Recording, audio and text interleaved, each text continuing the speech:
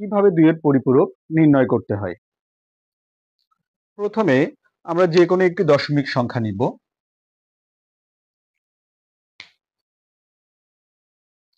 9 কে 2 এর পরিপূরক নির্ণয় করতে হবে। তাহলে প্রথম কাজ হবে,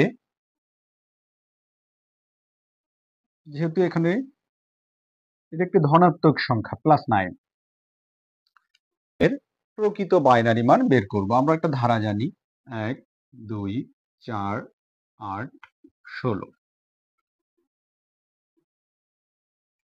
তাহলে 9 এর প্রকৃত বাইনারি মান হলো 1001। এই ধারাটা দেখো, এখানে 8 আর 1 9। এখানে এই ধারাটা আমরা যেখানে 1, 2, 4, 8, 16 আমাদের মোট অঙ্ক ছিল, আমাদের মূল অঙ্ক ছিল 9। এই ধারার সাহায্যে কিন্তু আমরা এটা বের করতে পারবো, এটা প্রকৃত মান।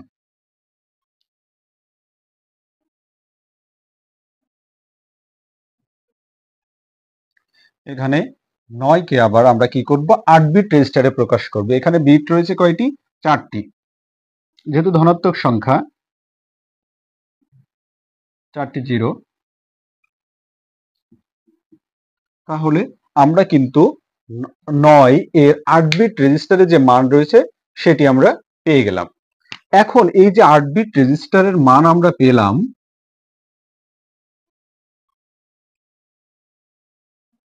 এটা হলো 8 বিট রেজিস্টারের প্রকৃত মান। এইটাকে আমরা কি করব, এখন 1 এর পরিপূরক করব। আমরা সংজ্ঞাতে কি বলেছিলাম, বাইনারি সংখ্যার প্রতিটি বিটকে পূরক করে বা উল্টিয়ে যে সংখ্যা পাওয়া যায় তাকে 1 এর পরিপূরক বলে। ঠিক এখানে দেখো, শূন্যের পরিবর্তে 1, 1, 1, 1, এখানে 1 রয়েছে, তাহলে 0, এখানে 1, এখানে 1, এখানে 0। দেখো, এখানে যেখানে 1 রয়েছে সেখানে 0, যেখানে 0 রয়েছে সেখানে 1। এভাবে কিন্তু আমরা উল্টিয়ে দিলাম। এই যে উল্টিয়ে দিলাম, এটাকে বলা হয় 1 এর পরিপূরক। এটা হলো 1 এর পরিপূরক। এখন এই 1 এর পরিপূরকের সঙ্গে, দেখো আমরা সংজ্ঞাতে কি শিখেছিলাম, যে 1 এর পরিপূরকের সাথে 1 যোগ করে যে বাইনারি সংখ্যা পাওয়া যায় তাকে 2 এর পরিপূরক বা 2s কমপ্লিমেন্ট বলে। এখন আমরা কি করব, এই 1 এর পরিপূরকের সঙ্গে 1 যোগ করব। খেয়াল করতে হবে, আমাদের এই যোগটা কিন্তু এই 1 এর পরিপূরকের সঙ্গে, উপরের লাইনের সঙ্গে এই লাইনের সঙ্গে হবে না। তাহলে 0 আর 1 যোগ করলে 1, হাতে কিছু থাকে না, এখানে 1 বসে গেল, পরেও 1 বসে গেল, এখানে 0, এখানে 1, এখানে 1, এখানে 1, এখানে 1। এটি আমাদের 2 এর পরিপূরক।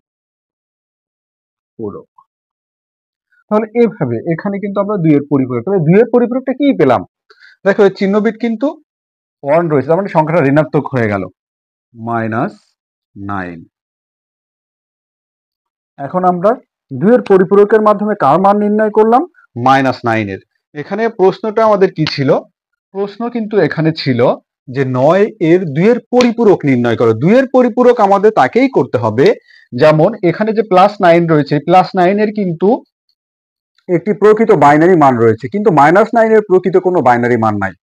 এই জন্য যখন আমাদের কোনো অঙ্ক করার সময় -9 প্রয়োজন পড়বে, তখন সেই অঙ্কটাকে আমরা, যে কোনো অঙ্ক হতে পারে, সেটা 9 হতে পারে, 20 হতে পারে, 150 হতে পারে, 145 হতে পারে, যে কোনো সংখ্যাটাকে আমরা এভাবে প্রথমে প্রকৃত বাইনারি মান লিখব, তারপরে 8 বিট রেজিস্টারে প্রকাশ করব, এবং 8 বিট রেজিস্টারে প্রকাশ করার পরে সেটাকে আমরা 1 এর পরিপূরক নির্ণয় করব, এবং 1 এর পরিপূরকের সঙ্গে 1 যোগ করে আমরা 2 এর পরিপূরক নির্ণয় করতে পারবো।